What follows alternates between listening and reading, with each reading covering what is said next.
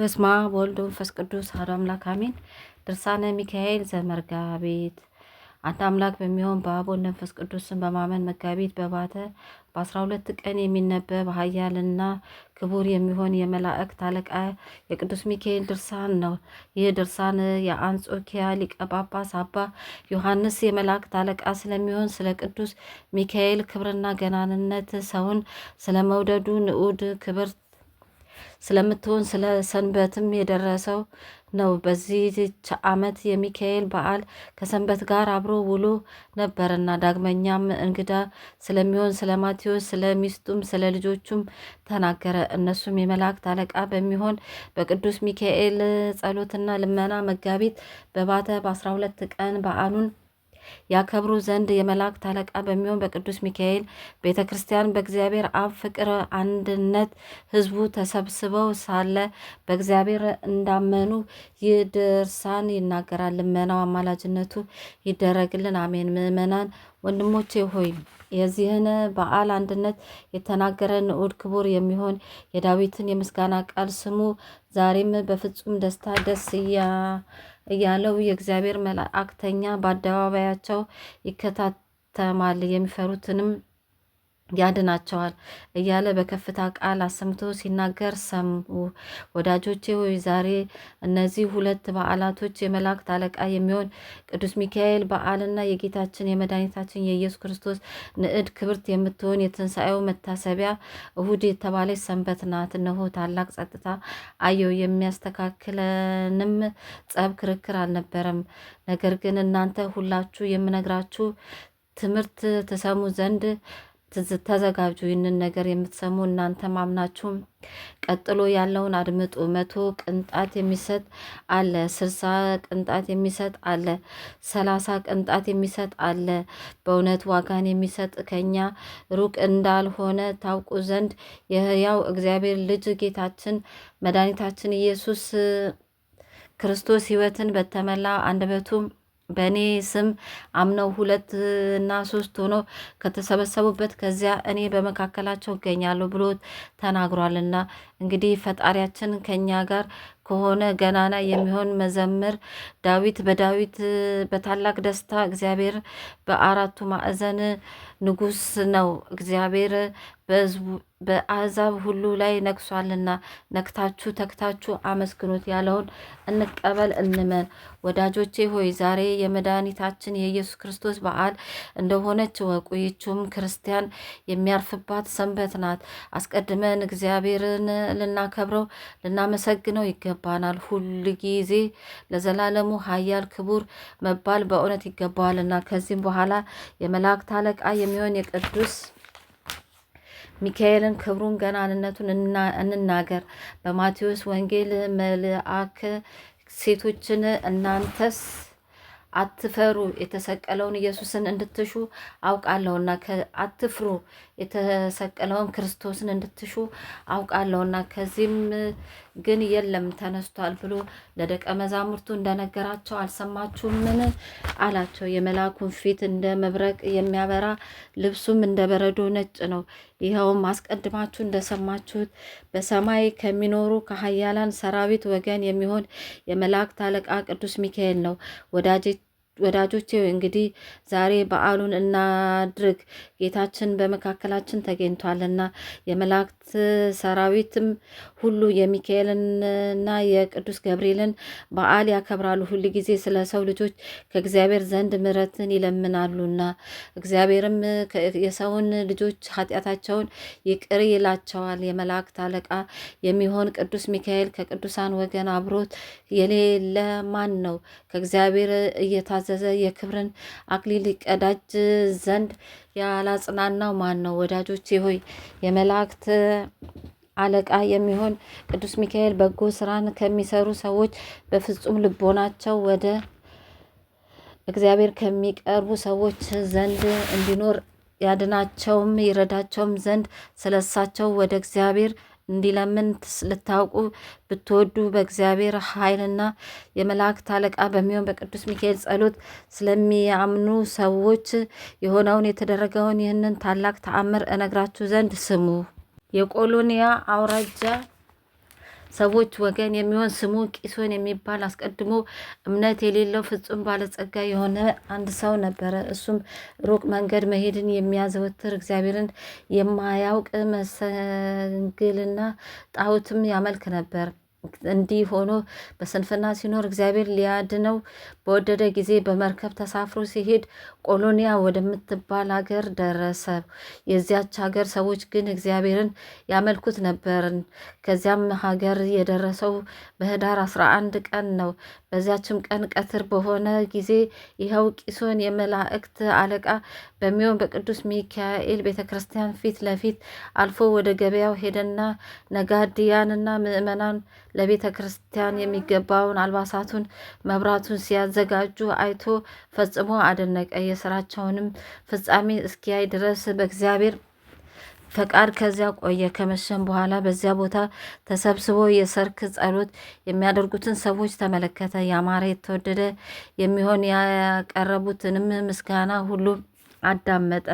ከጣዕመ ዝማሬውም የተነሳ ልቡ ስለተመሰጠ በቅጽረ ቤተ ክርስቲያኑ ተኝቶ አደረ። ዳግመኛም በዚያች ሌሊት ካህናት፣ ሊቃውንት፣ መምህራን የነግህ ጸሎት ይጸልዩ ዘንድ ተሰበሰቡ። ያም ሰው ስለ አየውና ስለ ሰማው ምስጋና ፈጽሞ አደነቀ።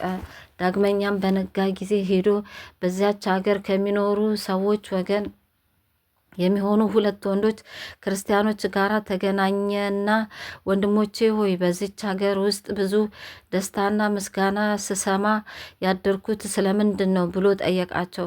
እነሱም ዛሬ ህዳር 12 ቀን የመላእክት አለቃ የቅዱስ ሚካኤል በዓል ስለሆነ እናከብራለን። እሱ ስለ እኛ ፈጽሞ ይቅር ይለን ዘንድ ኃጢአታችንም ያስተሰርይን ዘንድ ከክፉም ነገር ሁሉ ያድነን ዘንድ እግዚአብሔርን ይለምንልናል አሉት።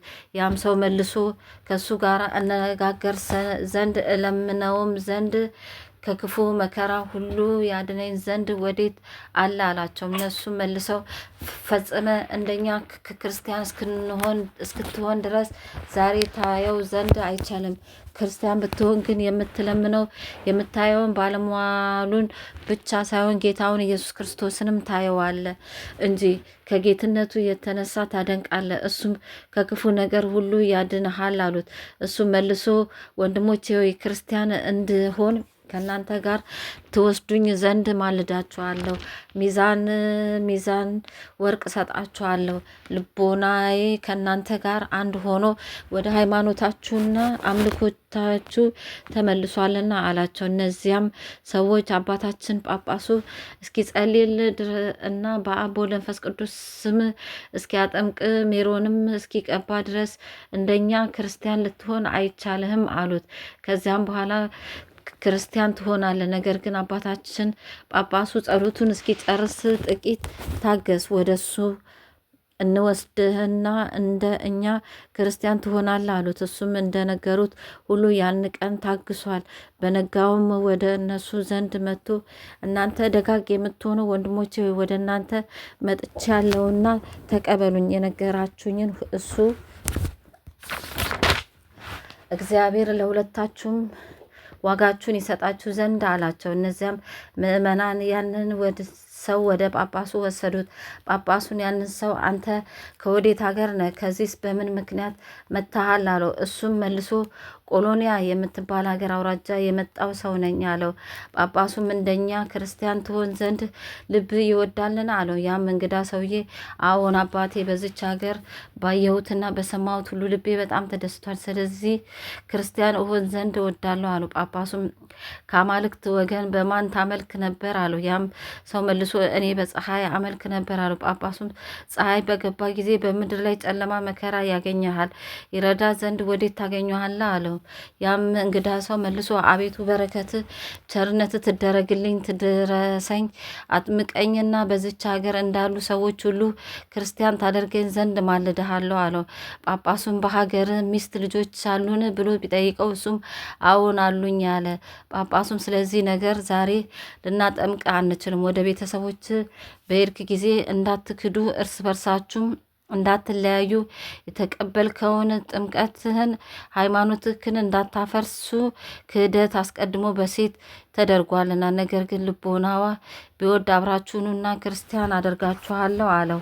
ያም እንግዳ ሰው በኤጲስቆጶሱ ዘንድ ይህንን ነገር በሰማ ጊዜ ፈጽሞ ደስ አለው። ያን ጊዜውኑ ከኤጲስቆጶሱ ዘንድ ቡራኬ ተቀብሎ ወደ ሀገሩ ይሄድ ዘንድ ተዘጋጅቶ ወጣ። እነሆ የበጎ ነገር ጠላት የሆነ ሰይጣን የዚያን ሰው ልቦና ወደ እግዚአብሔር እንደተመለሰ አውቆ ቀናበት። በጉዞው ላይ ሳሉ ከባህር መካከል በደረሰ ጊዜ ኃይለኛ አውሎ ነፋስ አስነስቶ ማዕበሉን ከመርከቡ በላይ ከፍ ብሎ እንዲወጣና ከዳር ዳር እንዲደርስ አደረገው። መርከቢቱም ከመስጠሟ የተነሳ በመርከቢቱ ውስጥ የነበሩ ብዙ ሰዎች ሞቱ። ያም ሰው የመርከቢቱን መስጠምና የሰዎቹን መሞት ባየ ጊዜ በታላቅ ቃል ጮሆ አሰምቶ ጌታዬ ኢየሱስ ክርስቶስ ሆይ እርዳኝ፣ ከዚህ ከታላቅ መከራም አድነኝ። የመላእክት አለቃ በሚሆን በቅዱስ ሚካኤል ቤተ ክርስቲያን ስለ አየሁት ታላቅ ክብርና ምስጋና ፈጽሜ አምንብሃለሁ። እኔም በቤቴ ያሉ ሰዎች ሁሉ ከኔ ጋር ይመጣሉ፣ እስከ ዕለተ ሞታችን ድረስ ክርስቲያን ሆነን እንኖራለን ብሎ ተማጸነ። ያን ጊዜ አይዞ፣ አትፍራ፣ አትደንግጥ፣ የሚያገኝ ነገር የለም፣ ክፉ ነገር ወደ አንተ አይቀርብም የሚል ቃል ከሰማይ መጣ። በዚህም ጊዜ ማዕበሉ ከላይ እስከታች ጸጥ አለ። መርከቡም ተስተካክሎ ቀንቶ ሄደ።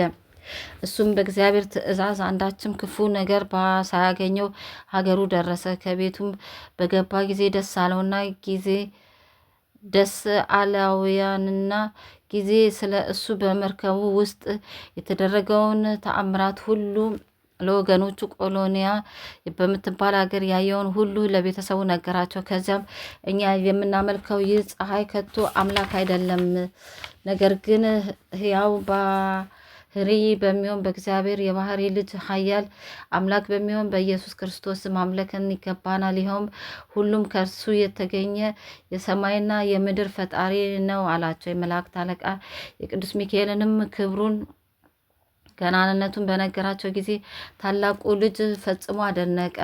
ከዚያም ሚስቱ ወዳለችበት ሄዶ እንደዚህ አላት፣ ምትሰሚኝ ተነሺ፣ ከኔ ጋር እንሂድ፣ ተጠምቀን ክርስቲያን መሆን ለክርስቶስ እንገዛ ዘንድ። ፈጽሞ ሁለት ልብ አትሁኝ፣ አትጠራጠሪ። ልቡናሽ ባይወድ ግን አላዝሽም፣ አላስገድደሽም። እነሆ 12 ሚዛን ወርቅና ብር የተረፈ አለኝ፣ እሰጥሻለሁ። አንቺም በአምልኮትሽ ኑሪ፣ እኔ ግን ኃጢአቴ የሚሰረይበት ጥምቀትን እቀበል ዘንድ ሄዳለሁ አላት። ሚስቱም በጎ ምክር መከርከኝ፣ ነገርኩም፣ ያማረ የተወደደ ነው። ጌታዬ አንተ በምትሄድ በመንገድ ሁሉ በእውነት ያማረ የተወደደ ነው። እኔም ካንተ ጋር እሄዳለሁ፣ አንተም የምትሞተውን ሞት እኔም ካንተ ጋር እሞታለሁ አለችም። ሁሉም እርስ በርሳቸው በዚህ ተስማምተው ለመሄድ በመርከብ ተሳፈሩ። እግዚአብሔርም በቸርነቱና በረድኤቱ መርቶ ቆሎንያ ወደምትባል ሀገር አደረሳቸው። ከዚያም በደረሱ ጊዜ አስቀድሞ ወዳገኛቸው ሁለቱ ሰዎች ዘንድ ሄደው ሰላምታ ከሰጧቸው በኋላ ክርስቲያን የሆኑ ዘንድ እንደመጡ ነገሯቸው። እነዚያም ሰዎች አክብረው ተቀብለው ወደ ጳጳሱ ወሰዷቸውና ያ አስቀድሞ የመጣ ሰው እነሆ ከሚስቱና ከልጆቹ ከቤተሰቦቹ ጋር ክርስቲያን ይሆን ዘንድ መጥቷልና አሉት። ጳጳሱም የነፍሳቸውን ደህንነት ስላገኙ በጣም ደስ አለ። ወደ ጳጳሱ በቀረቡ ጊዜ በእውነት ክርስቲያን ልትሆኑ ትወዳላችሁን? አላቸው። እነሱም መልሰው በትህትና ቃል አባታችን ሆይ ክብርት በምትሆን ጸሎት እግዚአብሔር ፈቃዱ ቢሆን አዎን እንወድሃለን አሉት። ያን ጊዜ ጳጳሱ የመላእክት አለቃ በሚሆን በቅዱስ ሚካኤል ቤተ ክርስቲያን ስርዓተ ጥምቀቱን ካዘጋጀ በኋላ ያን ሰው ሚስቱና ልጆቹን ቤተሰቦቹንም የሃይማኖት ትምህርት አስተምሮ አንድ አምላክ በሚሆን በአብ ወልድ መንፈስ ቅዱስ ስም አጠመቃቸው። ከዛም ሰው የቀደመ ስሙ ቂሶን ይባል ነበርና ስሙን ለውጦ ማቴዎስ አለው። ሚስቱም ሄራኔ አላት።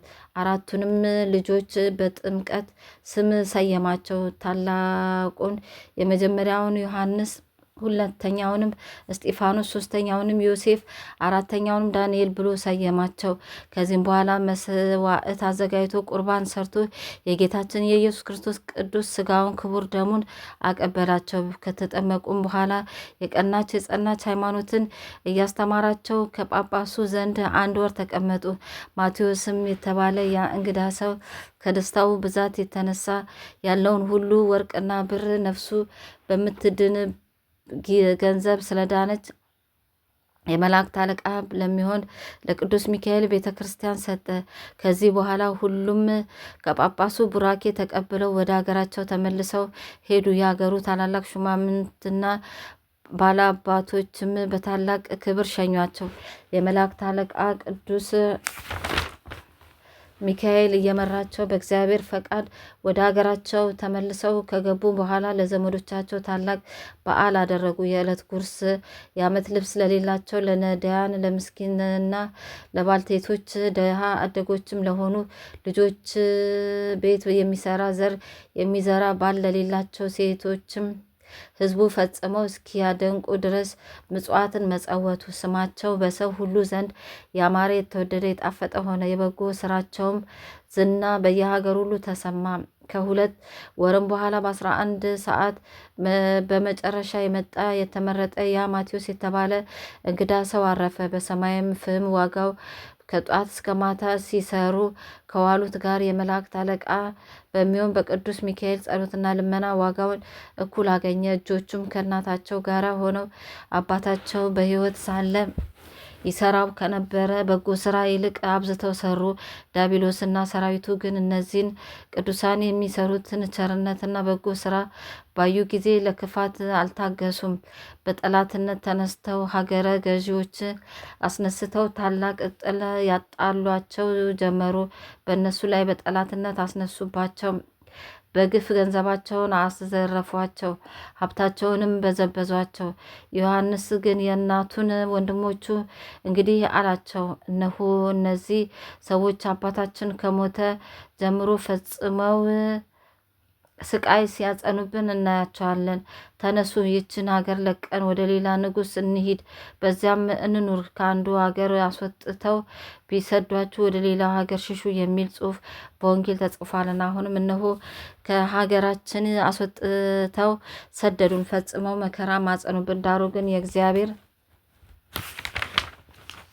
ፈቃዱ ይሁንልን አላቸው። ከዚያም በኋላ ሰው ሳያያቸው በስውር ተነስተው ገንዘባቸውን ይዘው ወደ ሌላ ንጉሥ ሄዱ። በዚያም ሲኖሩ የመላእክት አለቃ የቅዱስ ሚካኤል ጌታ ረዳት ሁነን እያሉ ቀድሞውን ያደርጉት ከነበረው አብልጠው መመጸወት ጀመሩ። ሰይጣን ግን አልታገሰም። ንዑዳን ክቡራን የሚሆኑ እነዚህን ሰዎች በሃይማኖት ጸንተው በጎ ስራ ሲሰሩ ምጽዋት ሲመጸውቱም ባያቸው ጊዜ ታወከ እንጂ የመላእክት አለቃ ቅዱስ ሚካኤል እንዳያሳፍረው አላወቀምና እንደ አንበሳ ያገሳ ያናፋ ጀመር። ከጥቂት ቀን በኋላ ሀገር የሚጠብቁ ዘበኞች ሴሎም ወይም ሜባል ባለጸጋ ቤት ሄዶ ቤቱን ሰብረው ብዙ ገንዘብ ወሰዱበት።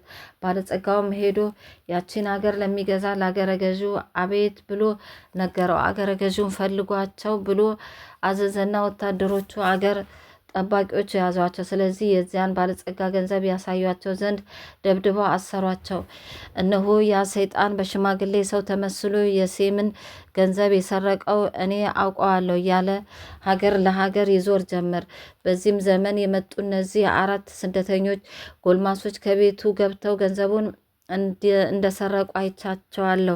ከሀገራቸውም ሳሉ ስራቸው ይህ እንደነበር እኔ ፈጽሜ ያውቃለሁ። ሀገራቸውም በነበሩ ጊዜ ስለዚህ ነገር ከሀገራቸው አስወጥተው ሰደዷቸው እያለ ጮኸ። የሀገሩም ሰዎች ይህንን በሰሙ ጊዜ ለሹሙም ነገሩት። ያን ጊዜ በሹሙ ትእዛዝ ይዘው በራስ ፀጉራቸው እየጎተቱ ያለ ርኅራኄ ከሹሙ ዘንድ አደረሷቸው። እናታቸውም በኋላቸው የሄደች እያለቀሰች ልጆቼ ሆይ አይዟችሁ፣ አትደንግጡ፣ እግዚአብሔር ሊያድናችሁ ይችላል። የምታምኑበት መላእክት አለቃ የቅዱስ ሚካኤል ጸሎቱም ከክፉ ሁሉ ያድናችኋል ሊያድናችሁ እንዲችል አውቃለሁ፣ በእናንተ ላይ ሐሰት ተናግረውባችኋልና እያለች ተረጋግታ ነበር። ይህንንም ስትናገር የእግዚአብሔር ባለሟሎች አትፍሩ፣ እኔ አልተዋችሁም፣ ችላ አልላችሁም፣ ለዘላለምም ምንም ቢሆን ክፉ አያገኛችሁም፣ ከክፉ ነገር ሁሉ የምጠብቃችሁ እኔ ቅዱስ ሚካኤል ነኝና አሁንም ከሹሙ ፊት ቁሙ የሚል ቃል እነሆ ከሰማይ መጣ። እነሆ የመላእክት አለቃ ቅዱስ ሚካኤልም የንጉሥ መልእክተኛ መስሎ ከሩቅ ሲመጣ ሹሙ ባየው ጊዜ ከወንበሩ ተነስቶ በፍርድ አደባባይ ተቀምጦ ያን ፍርድ ይሰማ ዘንድ ጋበዘው። በፍርድ ሸንጎ ተቀመጠ። ያም ሹም እነዚያን ብላቴኖች አቅርቧቸው ብሎ አዘዘና በቀረቡ ጊዜ እናንተ የሰለሞን ገንዘብ ፈጥናችሁ አምጡ፣ ከፍተኛ ፍርድ ሳይፈረድባችሁ በፊት ስጡት አላቸው። እነሱም መልሰው በዚህ ስራ እንዳልገባንበትና እንዳልተባበረን የክርስቲያን አምላክ የሚሆን የሕያው ባህሪ እግዚአብሔር ንዑድ ክቡር የሚሆን የመላእክት አለቃ ቅዱስ ሚካኤል ያውቅልናል አሉ። የመላእክት አለቃ ቅዱስ ሚካኤልም ሹሙን እንዲህ አለው፣ መስፍን ሆይ በእውነት ገንዘቡ የሚገኝበት ምክንያት እኔ አውቃለሁ። የእነዚህን ጎልማሶች ታናሽ ወንድማቸው ይዛቸው እኒህን ያዟቸው። እነዚህን ሰዎች ካመጧቸው ሀገር ጠባቂዎች ቤት አስገቡትና የሌሎችን ገንዘብ በጌታዬ በኢየሱስ ክርስቶስ ስም ይገሰጽ ብሎ ጮኸ። ስለዚህ ምክንያት እናገኛለን፣ እግዚአብሔርንም ያን ጊዜ እውነተኛ ነገር ይገልጽልናል አለው። ከዚህም በኋላ ሹሙ የመላእክት አለቃ ቅዱስ ሚካኤል እንዳዘዘው ታናሽ ወንድማቸውን አምጥተው ከጠባቂያቸው ቤት ያስገቡት ዘንድ አዘዘና ያ ብላቴና በጌታዬ በኢየሱስ ክርስቶስ ስም የመላእክት አለቃ በሚሆን በቅዱስ ሚካኤል ጸሎትና የሴሎም ገንዘብ ይገለጽ ብሎ ጮኸ። ያን ጊዜ የእግዚአብሔር ቃል መጥቶ ከእንደዚህ ያለ ቦታ ውረዱ ሁሉንም ታገኛላችሁ። ይህ ታናሽ ብላቴና ወንድሞቹ ከኃጢአት ንጹሐን ናቸው ሲል ከሀገሩ የነበሩ ሁሉ ሰሙ።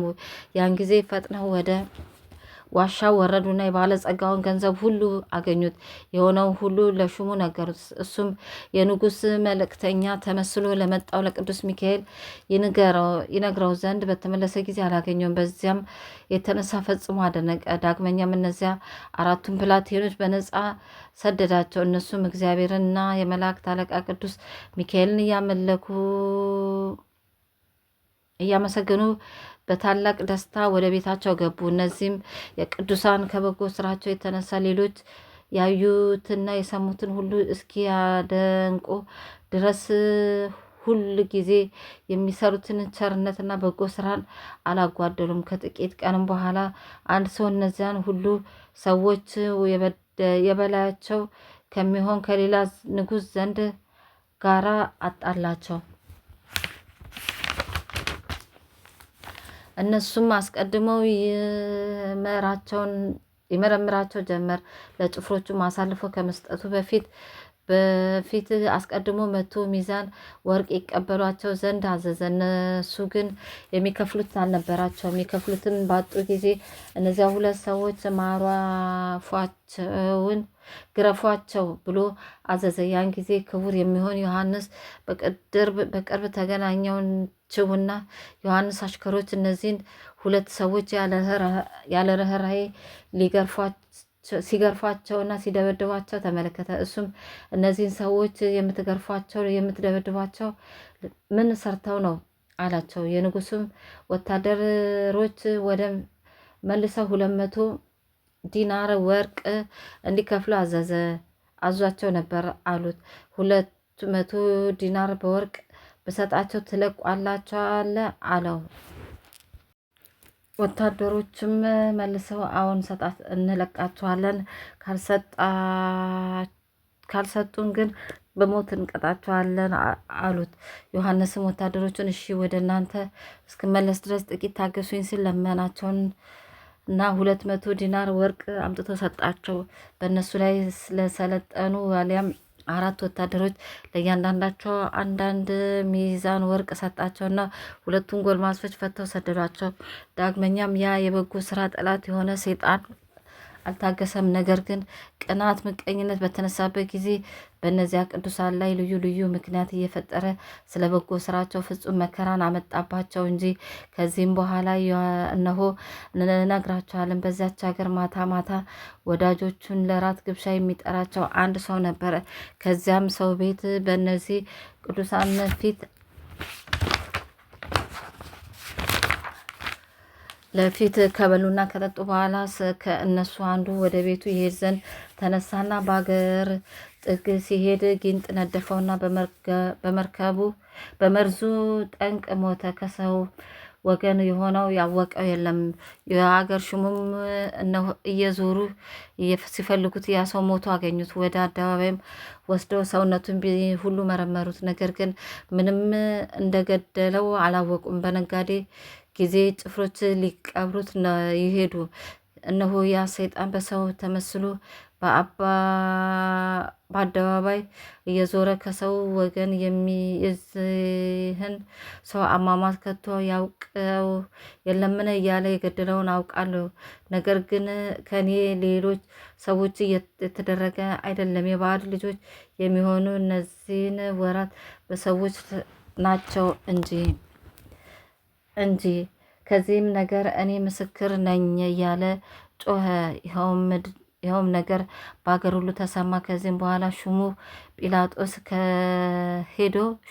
ሄሮድስ ጲላጦስ ከሚባል ንጉሥ ነገረው። ያን ጊዜ ንጉሡ እነዚህን 4 ብላቴኖች እጃቸውን በሰንሰለት ወደ ኋላ አስረው አንገታቸውን አንቀው እየጎተቱን ያመጧቸው ዘንድ አዘዘ። ፊቱም እስከሚደርሷቸው ድረስ እያዳፉ አመጧቸው። ያን ጊዜ አይዟችሁ፣ አትፍሩ፣ እነሆ የድካማችሁ ዘመን አለፈ፣ ከእግዚአብሔርም ዘንድ በጎ ረፍትን የምታገኙበት ጊዜ ደረሰ የሚል ቃል ከሰማይ መጣ። እነሱን ግን እኛ በደለኛ እንደ ወንጀለኛ ከንጉሱ ፊት አቆሟቸው። እነሆ ያን ጊዜ የመላእክት አለቃ ቅዱስ ሚካኤልም ለሮም ንጉሥ መልእክተኛ ተመስሎ መጣ። ወደ እሱም በቀረበ ጊዜ የመላእክት አለቃ ቅዱስ ሚካኤል እና ንጉሱ አንድነት በፍርድ ወንበር ተቀምጡ። ብላቴኖቹንም ቆመው ባያቸው ጊዜ ቅዱስ ሚካኤል ከሲጦስ የተባለው ንጉሥ እነዚህ ሕፃናት ያደረጉት ምንድን ነው አለው። ንጉሱም የሆነው ሁሉ ነገረው። ቅዱስ ሚካኤልም ንጉሱን በእውነት አላወቅህምን አለው። ንጉሱም ወታደሮቹ እነዚያን ብላቴኖቹን አምጡ ብሎ አዘዘ። በመጡም ጊዜ የገደሉት እነዚህ ናቸው አለው። የመላእክት አለቃ ቅዱስ ሚካኤልም እንዲህ አለው፣ በሀገራችን ሰው በሞተ ጊዜ የገደለውን ባናውቅ፣ እንዲህ በሆነ ጊዜ ያን የሞተውን ሰው ከመካከላችን አስመጥተን ከእኛ ጋር ይነጋገር ዘንድ ማን ነው የገደለው ብለን እሱን እንጠይቀዋለን፣ የገደለውንም ይነግረናል። አሁንም በእውነት የገደለውን ልታውቅ ከወደድክ ያን የሞተውን ሰው ያመጡት ዘንድ እዘዝ፣ እኛም እንጠይቀዋለን፣ እሱም ከእኛ ጋር ይነጋገራል፣ የገደለውን እናውቅ ዘንድ አለው። ያን ጊዜም ንጉሱ የሞተውን ሰው ሕዝቡ ወደ ተሰበሰቡበት አደባባይ ያመጡት ዘንድ አምጡት ብሎ አዘዘ። የመላእክት አለቃ ቅዱስ ሚካኤልም ከወንድሞቹ የሚያንስ ዳንኤል እንዲህ አለው፣ ሄደ የሞተውን ሰው የሰማይና የምድር ንጉሥ በሚሆን በጌታዬ በኢየሱስ ክርስቶስ ስም የሆንከውን ንገረኝ በለው አለው። ብላቴናውም እንዳዘዘው አደረገ። ያም ሰውም የሚወድ እግዚአብሔርን ያን ሰው እጹብ ድንቅ የሚሆን ስሙ በቦታው ሁሉ ይመሰገን ዘንድ ወደደ። ያመኑበትም ዘንድ ያን የሞተ ሰው ነፍስ ከስጋዋ ጋር አዋህዶ አስነሳው። ንጉሱና የሀገሪቱ ሰዎች ይድኑ ዘንድ ፈቃዱ ሆኗልና። ያመሙት ከመጣ በኋላ እንዲህ ብሎ ጮሆ አሰምቶ ተናገረ። ንጉሱም ከሲጦስ ሆይ ወዮልህ፣ የመላእክት አለቃ የኃይላት አለቃ ከሚሆን ከቅዱስ ሚካኤል ጋር ደፍረ ተቀምጠሃልና። የሀገሩ ሰዎች የሚጠሏቸው እነዚህ ሰዎች ንጹሐን ቅዱሳን ናቸው፣ ኃጢአትም የለባቸውም። የገደሉኝም እነሱ አይደሉም፣ ጊንጥ ነድፎኝ በመርዙ ሞትኩ እንጂ። ስለተመረጠው ስለነዚህ ጎልማሶች ይቺ በጎ ስራ እድል ፈንታ ሆና ተሰጠችኝ። የመላእክት አለቃ ቅዱስ ሚካኤልም አየው ዘንድ የተገባኝ ሆንኩኝ። ዛሬም እነሆ እግዚአብሔር ያደረገውን ታላቅ ተአምር አያችሁ። አሁንም በፍጹም ልቦናችሁ ወደ እሱ ተመለሱ፣ የልባችሁንም ክፋት ከእናንተ አርቁ፣ ኃላፊ ጠፊ የሚሆን የዚህን ዓለም ፍቅር ከእናንተ አስወግዱ። ነፍስ የሌላቸው ሙታን ጣዖት ማምለክን ከእናንተ አስወግዱ፣ የቀደመ ኃጢአታችሁን እግዚአብሔር ያስተሰርይላችሁ ዘንድ ለእኔም ይቺ ጸጋ ክብር ተሰጠኝ። በእነዚህ ቅዱሳን ምክንያት የመላእክት አለቃ ቅዱስ ሚካኤልን ለማየት በቅቻለሁና ብሎ ተናገረ። ያን ጊዜም የመላእክት አለቃ ቅዱስ ሚካኤል በፍጹም ክብር ወደ ሰማይ አረገ። ሕዝቡም ሁሉ ንጉሱን ወደ ሰማይ ሲያርግ አዩት። የሞተውን ሰው ነፍስ ከሱ ጋር ይዞ ሲሄድ ንጉሱና ከዚያ የነበሩ ሕዝቡም ሁሉ ይህንን ታላቅ ተአምር ባዩ ጊዜ ፈጽመው ፈሩ። ከብዙ ሰዓትም በኋላ በተመለከተው ተአምር ንጉሱ አይምሮ ጠፍቶ ነበርና ልቡ በፍርሃት ተመለሰ። እነሆ ንጉሱ ተነስቶ የዮሐንስን አፉን ሳመው። ከሳመውም በኋላ አንተና ወንድሞች እኔ ወደ ምገባበት ወደዚች ሀገር የገባችሁባት ቀን የተባረከች የተመሰገነች ሰዓት ናትና አሁንም የምታምኑበትን የምትድኑበትን ፈጣሪያችሁን ትነግሩን ዘንድ እንጠይቃችኋለን አለ።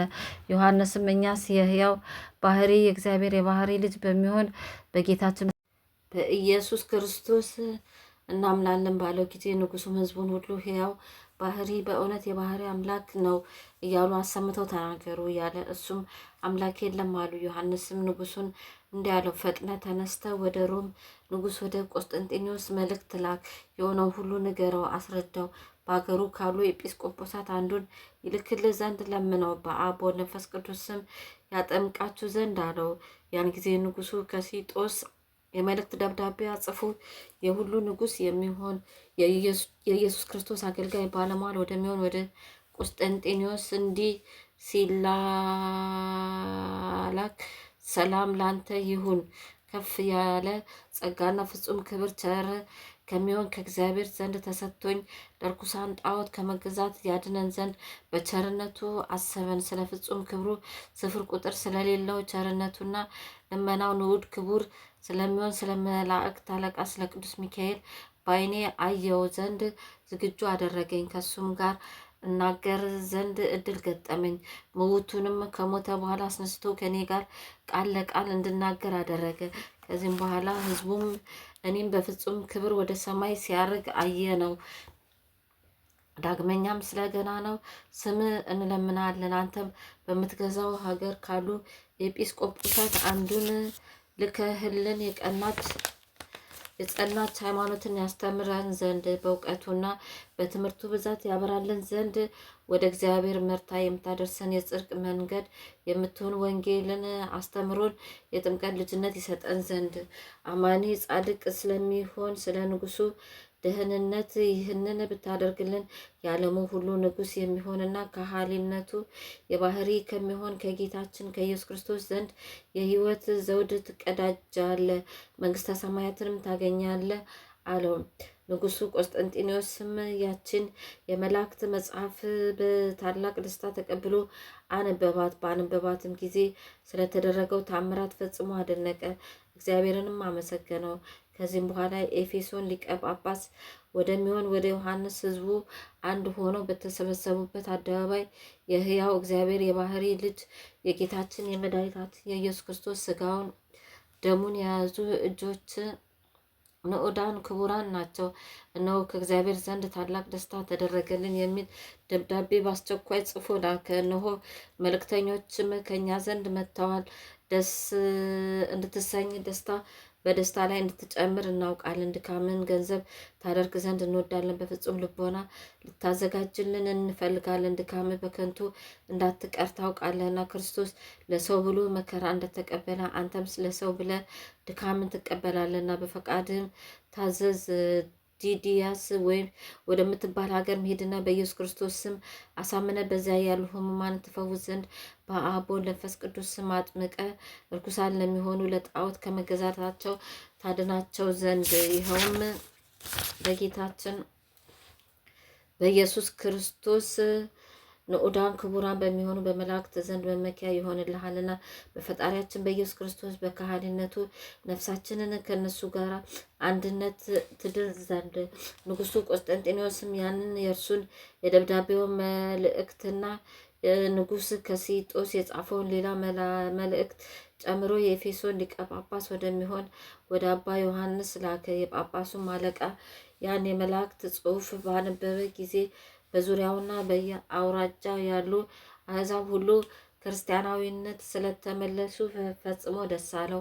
ያን ጊዜ ፈጥኖ ተነስቶ ቀሳውስትን፣ ዲያቆናትን፣ አናጉስጢስን፣ መዘምራንን ከ3 የጸሎት መጽሐፍት ጋር 12 መምህራንን መረጠ። ታቦተ ማርያምንና ታቦተ ሚካኤልን፣ ታቦተ ጴጥሮስና ታቦተ ጳውሎስን ይዞ መስዋዕትን የሚያዘጋጅበትን ንዋየ ቅድሳት፣ የወርቅ ጽናዎችን፣ የወርቅ ጽህሎችን፣ 4 መስቀል፣ 4 የወርቅ ጽዋዎችን፣ 4 የብር ጽዋዎችን፣ የወርቅ አዘቦና፣ የሐር መጎናጸፊያዎችን፣ ለእያንዳንዱ ታቦት 4 የወንጌል መጽሐፍትን፣ የሐዋርያ የጳውሎስ መጽሐፍ፣ የሐዋርያትን ስራ የሚናገር መጽሐፍ፣ የዳዊትን መዝሙሮች፣ ሌላውንም ለቤተ ክርስቲያን የሚያስፈልገውን ሁሉ አዘጋጅቶ ፈጸመ። ከዚህም በኋላ እግዚአብሔር መንገዳቸውን ያቀናላቸው ዘንድ ጸሎት አድርገው በፍጹም ደስታ ጉዟቸውን ቀጠሉ። ወደዚያም ሀገርም ለመድረስ በተቃረቡ ጊዜ ሊቀ ጳጳሱ ከእሱ ጋር ያሉ የካህናቱን መምጣት ለንጉሱ ስለነገሩት ንጉሱ ዮሐንስን ሕዝቡም ሁሉ በታላቅ ደስታ ሊቀ ጳጳሱን ሊገናኙት መጡ። ወደ እሱም በቀረቡ ጊዜ ንጉሱም ሕዝቡም ሁሉ ከፍ ያለ አቀባበል አደረጉለትና ከሱ ዘንድ ቡራኬ ተቀበሉ። ንጉሱም የሆነውን ነገር ሁሉ ለሊቀ ጳጳሱ ቅዱስ ዮሐንስ እያሳየ እግዚአብሔር ስለዚህና ስለ ወንድሞቹ ይቅር አለን ብሎ ነገረው። እንደዚህም ሁሉ በፍጹም አንድነት ወደ ከተማው ከገቡ በኋላ ንጉሱ ሊቀ ጳጳሱን ወደ ቤተ መንግስቱ ይገባ ዘንድ ለመነው፣ ማለደውም። በዚያች ሀገር ቤተ ክርስቲያን ገና አልሰሩም አላነጹም ነበርና። በነጋታውም ሊቀ ጳጳሱ ንጉሱን ቤተ ክርስቲያን ስራ ብሎ አዘዘው። ዳግመኛም በዚች ሀገር ለዚህ ስራ የሚስማማ አዲስ ቦታ አለን ብሎ ጠየቀው። ንጉሱም ለሊቀ ጳጳሱ አሁን ለቤተ ክርስቲያን መስሪያ የሚሆን አዲስ ቦታ አለው፣ እንግዲያስ ለቤተ ክርስቲያን የሚገባ እንደሆነና ይህና እንመረምር ዘንድ ተነስ እንሂድ አለውና አንድነት ሄደው ቤተ ክርስቲያን የሚሰሩበትን ቦታ ባዩ ጊዜ የተመቸ ሆኖ ስላገኙት ሊቀ ጳጳሱ ደስ አለው። ንጉሱም ቤተ ክርስቲያንን እንሰራ ዘንድ አዋጅ ነገሩ ብሎ አዘዘና አዋጅ ነጋሪ በሀገሩ ሁሉ ዙሮ አዋጅ ነገረ። ህዝቡም ሁሉ ድሃውን ባለጸጋውም ቀኛዝማቹም ቢትወደዱም ተሰበሰቡ። ንጉሱም ከጌታችን ከኢየሱስ ክርስቶስ በረከት ያገኝ ዘንድ እንደ ህዝቡ በእጁ ጭቃና ኖራ ደንጋይ እያቀበለ የስራው ተካፋይ ሆነ። በእግዚአብሔርም ፈቃድ በ44 ቀን ሰርቶ ስለፈጸመ ሊቀ ጳጳሱ በስጋዋም በህሊናዋ ድንግል በምትሆን አምላክን በወለደች ብርሃን ዘባ አማን የሚባል የጌታችን የኢየሱስ ክርስቶስ እናቱ ንዕድ ክብርት በሆነች በእመቤታችን ስም ያችን ቤተ ክርስቲያን ሰየማት፣ አከበራት፣ ባረካት። ንጉሱም የሚጠመቁ ብዙ ሰዎችን አያለው። የቤተ ክርስቲያንም የማጥመቂያ ቦታዎች ሳይዘጋጁ እነዚህ ሁሉ ሰዎች ወዴት ታጠምቁዋቸዋላችሁ? አለ። ብልሁ አዋቂ ዮሐንስ መልሶ ንጉሱና ሊቀ ጳጳሱን በሀገራችን በከተማችን በስተ ምስራቅ በኩል ባህር አለ፣ እሱም ለዚህ ታላቅ ክብር የሚገባ ይመስለኛል አላቸው። በዚያኑ ጊዜም የእግዚአብሔር ጸጋ የተቀበለ የእግዚአብሔር ልጅ ይሆናል የሚል ቃል ከሰማይ ተሰማ። ንጉሱም ሊቀ ጳጳሱም ህዝቡም ሁሉ በሰሙ ጊዜ አደነቁ። ህዝቡም ሁሉ ይሰብሰቡ አለና ለቡራኬ ተሰበሰቡ። ሊቀ ጳጳሱን ፍጹም የጥምቀት ጸሎት እየጸለየ በዚች ዕለት ታላቅ ተአምር ተደረገ። ሊባረካቸውን በቀረበ ጊዜ ህዝቡ ሁሉ ከሊቀ ጳጳሳቱ ጋር ይደሎ የሚል ድምፅ ከሰማይ ሰሙ። የጥምቀቱንም ጸሎት ከፈጸመ በኋላ ወደ ማጥመቂያው ውረዱ ብሎ አዘዛቸው። ያን ጊዜም ሁሉም በአብ በወልድ በመንፈስ ቅዱስ ስም እንጠመቃለን እያሉ በመጮ ወደ ባህሩ እየዘለሉ ገቡ። ንጉሱና ህዝቡ ሁሉ ከተጠመቁ በኋላ ሊቀ ጳጳሱ ወደ ቤተ ክርስቲያን ገብቶ ዮሐንስ ኤጲስቆጶስነት ሾመው። 3ቱም ወንድሞቹንም አንዱን ቄስ ሁለቱን ደግሞ ዲያቆናት አድርጎ ሾማቸው። ለንጉሱ ስሙ አጋላስ የሚባል ልጅ ነበረውና ለሱም የድቁና ማዕረግ ስለሰጠው ህዝቡ ሁሉ ደስ አላቸው። ከዚያም ሊቀ ጳጳሱ የቅዳሴውን ስርዓት ይሰራ ዘንድ በጀመረ ጊዜ ንጉሱም ህዝቡን ሁሉ እንደዚህ ያለውን ድንቅ ተአምራትን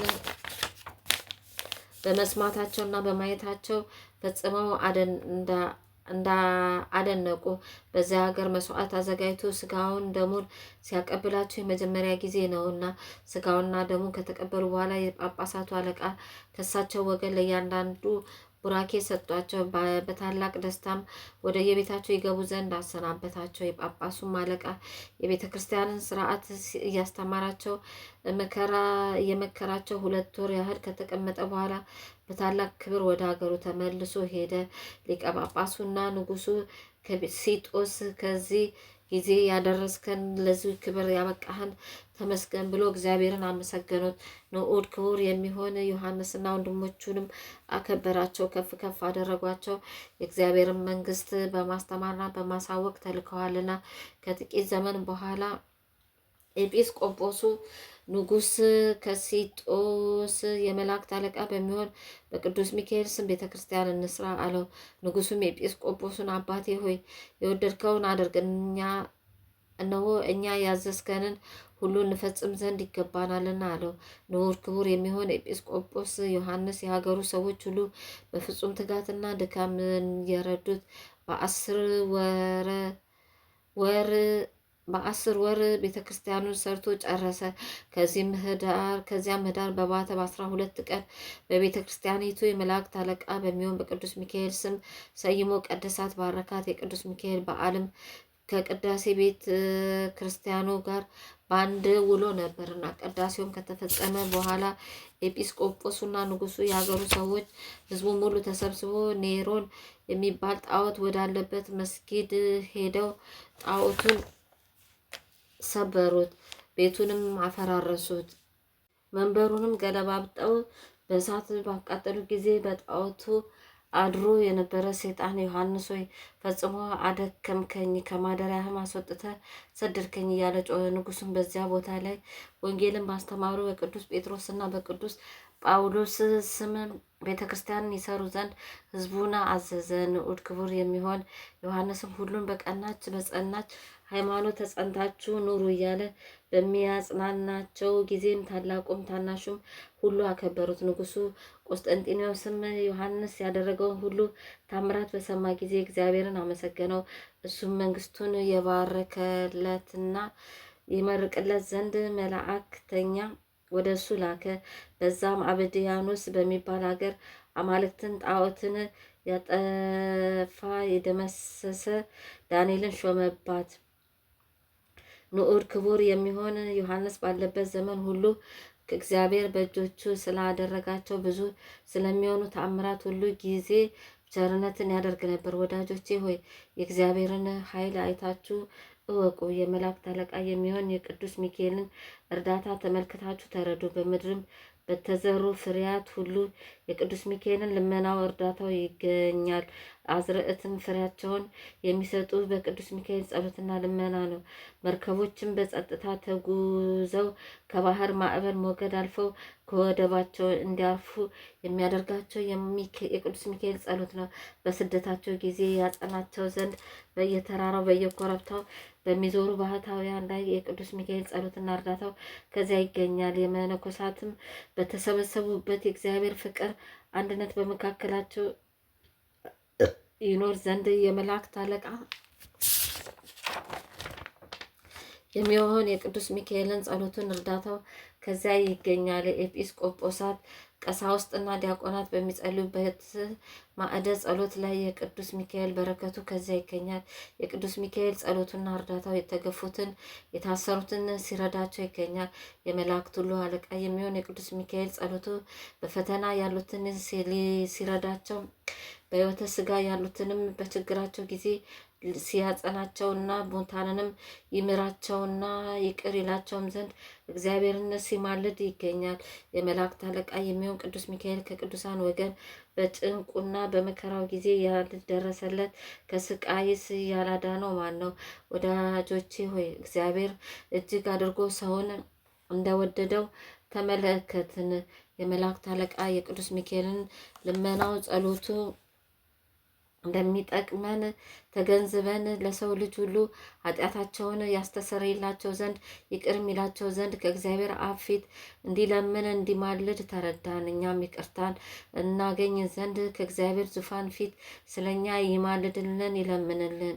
እግዚአብሔርን በመውደድ እርስ በርሳችን እንድንተሳሰብ ሁላችሁም በፍቅር አንድነት ጸንተን እንኖር ዘንድ ይርዳን። በአንደበታችን ሐሰትን ከመናገር እንቆጠብ፣ እሷ የክፋት መዝገብ ናትና። ኃጢአት፣ ዝሙት በእግዚአብሔር በመላእክት ዘንድ የተናቀች የተዋረደች ናት፣ ለነፍስም የሞት ወጥመድ ናት። ቅናትም ምቀኝነት በሰይጣን ዘንድ የተወደደች ናት፣ በእግዚአብሔርና በመላእክቶቹ ዘንድ ግን የተጠላች ናት። ንዑዳን ክቡራን የሚሆኑ ክርስቲያንንም የሚጠላ ሁሉ ጥፋትን የሚወድ የሰይጣን ወገን ነው። አሁንም የወንድሞቼ ሆይ እርኩስ የሚሆን ስራን ከኛ እናርቅና ኃጢአት፣ ነውርን፣ ነቀፋ ሳይኖርብን በጸናች መንገድ እንሄድ። ከሆነ ጀምሮ በወግ በስርዓት በሕግ መጋባት ሰውን የሚያረክሰው አይደለም። ስለዚህ 170 ቃላትን ከእግዚአብሔር ጋር የተነጋገረ ሙሴን እዩ አብነት አድርጎ። ለሙሴ ሚስት ልጆችም ነበሩትና ይህም ለበጎ ስራው እንቅፋት መሰናክል እንዳልሆነውና ፈጽሞ ቃሉን ያጸናለት እንደነበረ እወቁ፣ ተረዱ። ይህንም የብሉይ ቃል ምስክርነት በቂ ማስረጃ ነው። ነገሩን እንፈጽም ዘንድ ዛሬ የመላእክት አለቃ የሚሆን የቅዱስ ሚካኤል የበዓሉን መታሰቢያ ስናደርግ እንገኛለን። ይህ በዓል ነዳያን ምስኪናን ተርበው ተጠምተው ሳለ ችላ በማለት ብቻ ደስ ተሰኝቶ እየበላ እየጠጣ የሚያከብረውን አይፈቅድምና። ይህ በዓል ድሃ ከደጅ ወድቆ በውርጭና በብርድ ሲሰቃይ የክብር ልብስ ለብሶ የሚያከብረውን ባለጸጋ አይፈልግም። ይህ በዓል ድሃ ራቁቱን ከደጅ ከውርጭ ላይ ተኝቶ ሳለ በቪላ ቤቶች ውስጥ ተድላ ደስታ በማድረግ የሚያከብረውን ሰው አይፈልግም። ይህ በዓል ድሃ በእስር ቤት ሲጉላላ በመብል በመጠጥ እየተደሰተ የሚያከብረውን አይሻም። ይህ በዓል ድሃ ታሞ የሚጎበኘውን የሚጠይቀውን አቶ ሳለ ማን ድሃውን ችላ ይለው ዘንድ አይወድም። እነዚህ ትእዛዛት የሚናገሩ በወንጌል ተጽፈው ይገኛሉ። ዛሬም ወንድሞቼ ሆይ በቅን ልቦና ሆነን የመላእክት አለቃ ቅዱስ ሚካኤልን እንለምነው።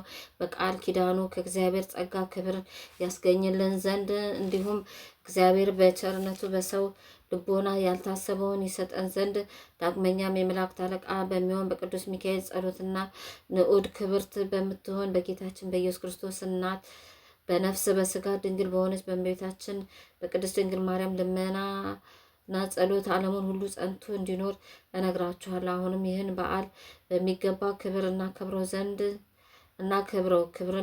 ክብር ለመፈጸም ጊዜው እንደቀረበ እንደደረሰ አውቀን ተረድተናልና ክብር ምስጋና የሚገባው ጌታችን መድኃኒታችን ኢየሱስ ክርስቶስ እናመሰግነዋለን። ክብር ጌትነትና ስልጣን ልዕልና ሰጌድ ሁል ጊዜ ለአብ ለወልድ ከእርሱ ጋራ በባህሪ በህልውና ለሚተካከል ማያዊ ለሚሆን ለመንፈስ ቅዱስ በእውነት ለዘላለሙ ይገባል፣ አሜን።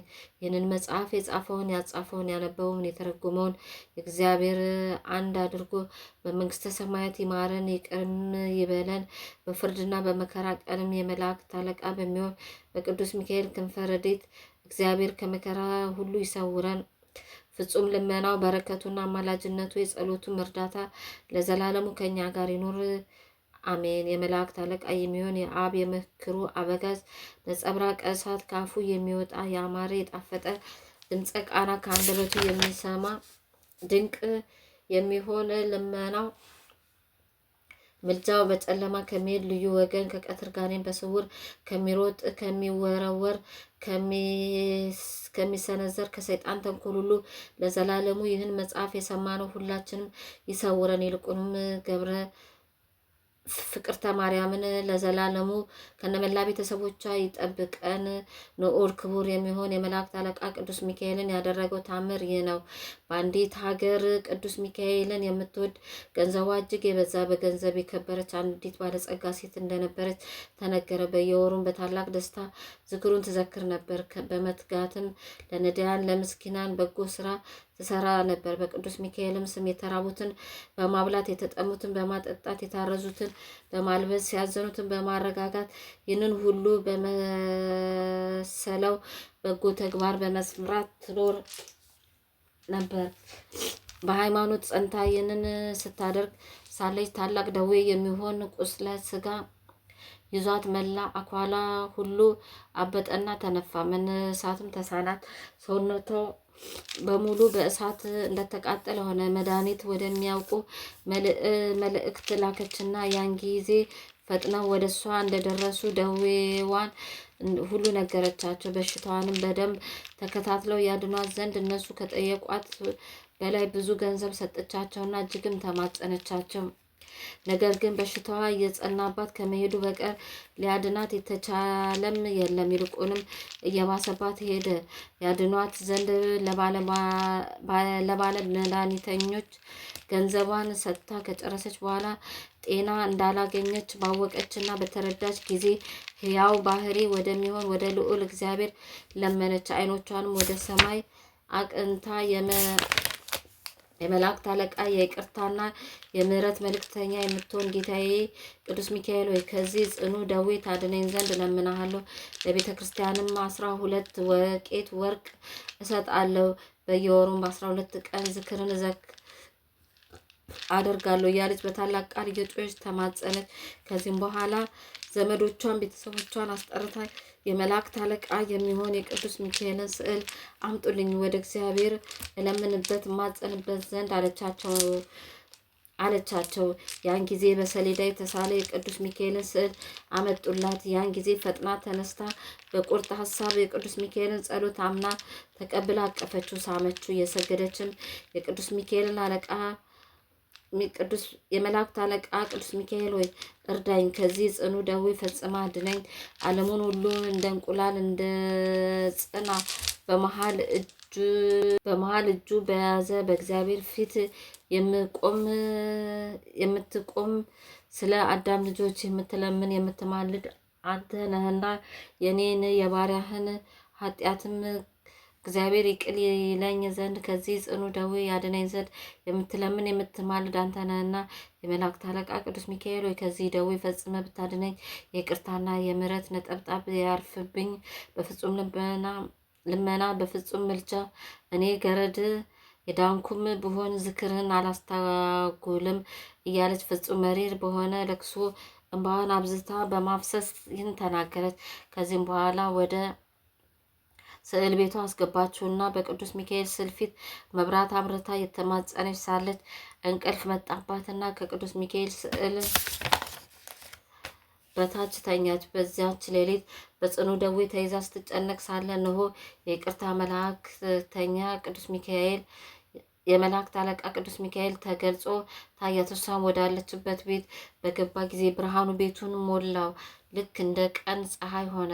ከራሷ በኩል ደግሞ ቆሞ ደረቷን ጎኗን በዳሰሳ ጊዜ ከእንቅልፏ ነቅታ ተነሳች።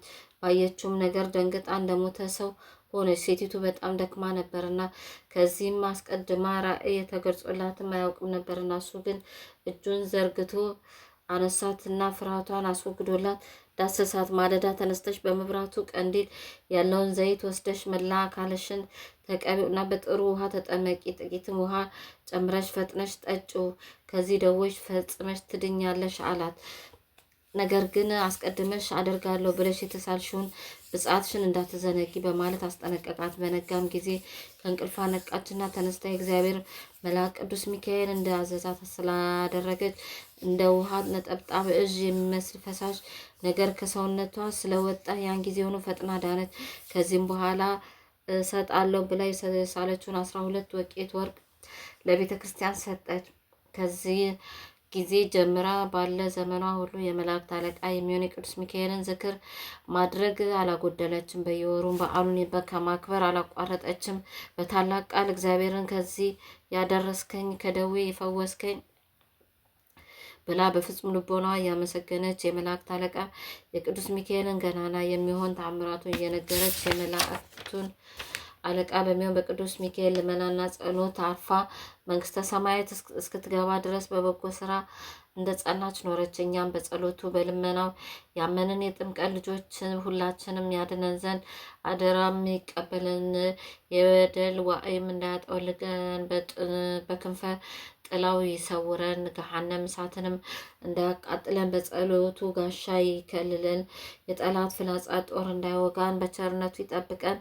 ሞተ ኃጢአት እንዳያገኘን ከደዌ ስጋችን ከደዌ ነፍሳችን ያድነን ዘንድ በየቀኑ በየሰዓቱ ይጎበኘን ዘንድ ያመጣው ሐዘን እንዳያሳዝነን በዓሉን በማክበር የተሰበሰብን ሁላችን ከመፍገምገም ይደግፈን። ይልቁንም እኔን ፍቅርተ ማርያም ከነመላ ቤተሰቦቼ ለዘላለሙ ይደግፈው፣ አሜን። በእውነት ያለ ሐሰት ይሁን ይደረግልን። በአብ ስም አምነን አብን ወላዲ ብለን በወልድ ስም አምነን ወልድ ተወላዲ ብለን በመንፈስ ቅዱስ ስም አምነን መንፈስ ቅዱስን ሰራጺ ብለን ምንም ላጠይቁ አካላት ሶስት ብንል በባህሪ በለው እና አንድ አምላክ ብለን አምነን መጋቢት በባተ በ12 ቀን የመላእክት አለቃ ንዑድ ክቡር የሚሆን የቅዱስ ሚካኤል በዓል መታሰቢያ እንደሆነ እንናገራለን። በዚህም ቀን እስራኤልን ይረግምለት ዘንድ ባላቅ በለዓምን በጠራው ጊዜ እግዚአብሔር ቅዱስ ሚካኤልን ወደሱ ልኮት በመንገድ ላይ ከፊቱ ቆሞ ሳለ አህያው በሰው አንደበት እስክትናገር ድረስ በማስደንገጥ እርግማኑን ወደ በረከት ለውጦታል። በጥምቀት ከመንፈስ ቅዱስ የተወለድን ሁላችንም የመላእክት አለቃ በሚሆን በቅዱስ ሚካኤል ጸሎት እግዚአብሔር ለዘላለሙ ይጠብቀን በእውነት ያለ ሐሰት።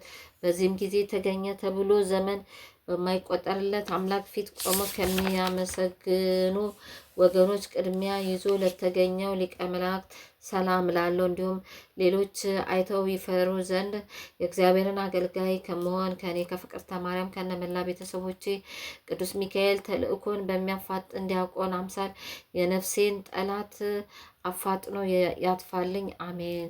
ኦ ሚካኤል ኦ ሚካኤል ኦ መተንብር ካናርያም ሰመብፀ ሱራፌል ዘምሮ ሳሩስ ዘምሎ ላሉር ጊዜ ጸዋኩ ከቅረበኒ በምረት ወሳል ሳለነ ቅድመ መንበሩ ለልዑል አቡነ ዘበሰማያት ይትቀደስ ስምከ ትምጻእ መንግስትከ ወይኩን ፈቃድከ በከመ በሰማይ ከማሁ በምድር ሲሳየነ ዘለለዕለትነ ሀበነ ዮም ወኅድግ ለነ አበሳነ ወጌጋየነ ከመ ንሕነኒ ንኅድግ ለዘአበሰለነ ኢታብአልነ እግዚኦ ውስተ መንሱት አላድኅነነ ወባልሐነም ኩሉ እኩይ እስመ ዘአከ ይእቲ መንግስተ ኃይል ወስብሐት ለዓለመ ዓለም።